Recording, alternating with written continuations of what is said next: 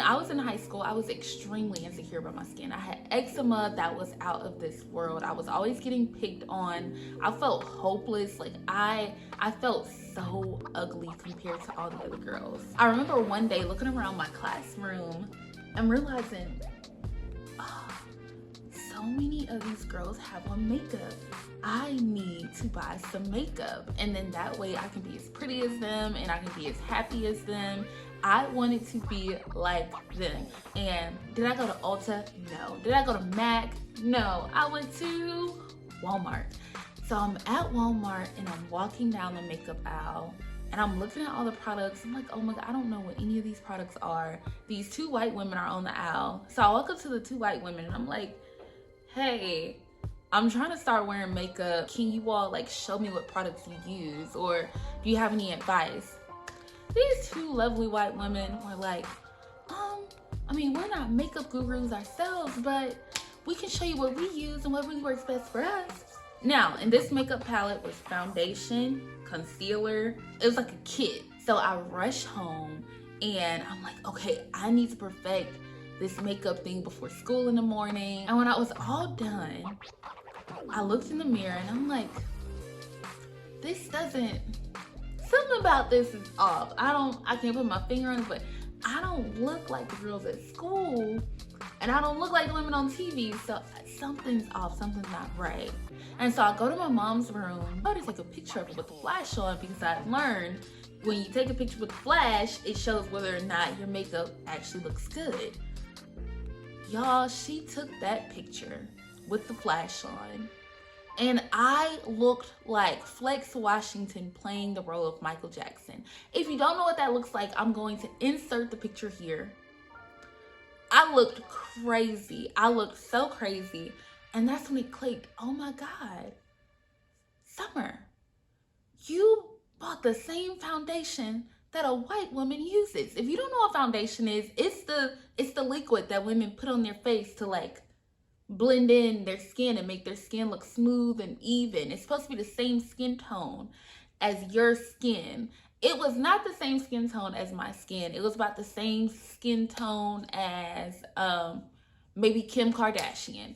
It was not me. And as funny as it is, as crazy as I looked, that is how it is when some of us are comparing ourselves and longing for the things that other people have. Oftentimes we find ourselves looking like fools and comparing ourselves because of these three things. One, a limited perspective. I always hear people say things like, I just don't understand how this person is so bad, yet they're receiving so much good. Or the question that we always hear is, why do the wicked prosper? And I really want to share something that I saw on this site. It says, perhaps a better question is, why are we tempted to envy the wicked? As God's children, what lies at the heart of our inquiry? Why are we upset when an evil person does well? Is it because that person has something we do not? And then they also go on to talk about how the wicked may prosper in this world, but we are not meant to forget that they're thriving, that their prosperity is only short-lived. Also, thinking about it, I think a lot of us forget that we were once wicked, yet God showed us grace, and through that grace we have been saved. In our envy, we can't be so foolish and have such horrible amnesia that we forget that we were once the same way. I also love the fact that the article mentioned that even the wicked have a purpose within God's plan. When we look at the Old Testament, we look at Babylonia, Assyria, when we look at the role of Egypt and all these other places that were against Jerusalem and against the Israelites, all those things had to happen and all those things worked out for good. Our limited perspectives can have us thinking, God doesn't care about me. God is over here blessing this person who seems to just be doing horrible things, yet doesn't care at all for me, when you don't even know the scope of God's plan for your life. A limited perspective can also have you wanting someone's anointing without even knowing the actual cost of that. My lead pastor at The Rock did such an amazing job at explaining this, and I'm going to try to explain it just a little bit, but I will not do as amazing as him. You should definitely check him out. But I want you to think about this. When we were younger, think about all the people who said they wanted to be a doctor, a lawyer, a veterinarian, all the people who said they wanted to do like those kind of jobs. The president, an astronaut, everybody wanted those big jobs. Ask those same people, what do you want to be when you grow up? More than likely, most of the people who said they wanted to be the doctors, the lawyers, and all these other things no longer want to do that. Why? Because when they were younger, they saw the glory that came with it. They saw, oh, doctors get paid a lot of money. People respect doctors. Oh, a doctor seems to be a good job. A lawyer, lawyers make a lot of money. People respect lawyers. It's oh, okay. I wouldn't do that. But as you got older and you started taking those classes, shoot, honestly, about high school, as you started taking those classes, you realized, I do not want to stay in school 10 more years. There is no way I'm staying in school 8 more years. There is no way I'm about to put myself through all that stress with the MCAT and all these other. I'm not doing that. I refuse to do that.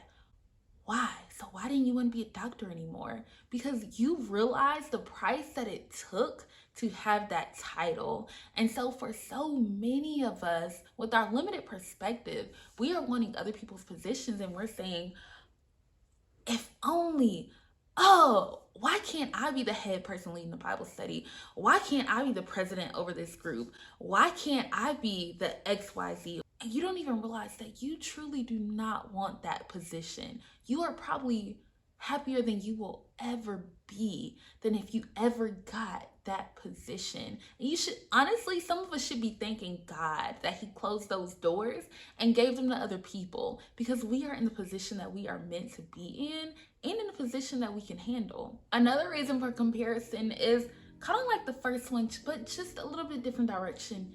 Envy. Again, oftentimes we say, that should be me.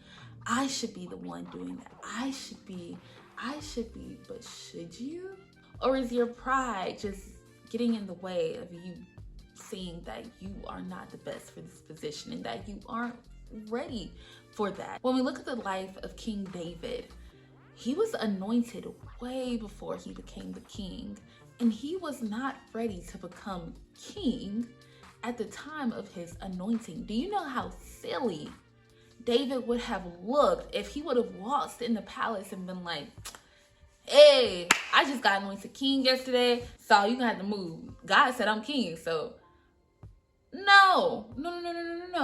I think this is really prevalent when it comes to people working in ministry too, because often we say things like, I should be the one leading this prayer. I should be the one leading that seminar. I should be the one leading this talk or small group discussion. And then, foolish enough, we say things like, well, yeah, at least I'm not out here, partying. At least I'm not out here doing all these other things that other people are doing. Even if you're not in ministry, other positions as well. Just insert yourself into this and make it play into your context. And so we begin to compare ourselves to other people, saying, yeah, I should, because I'm not like them.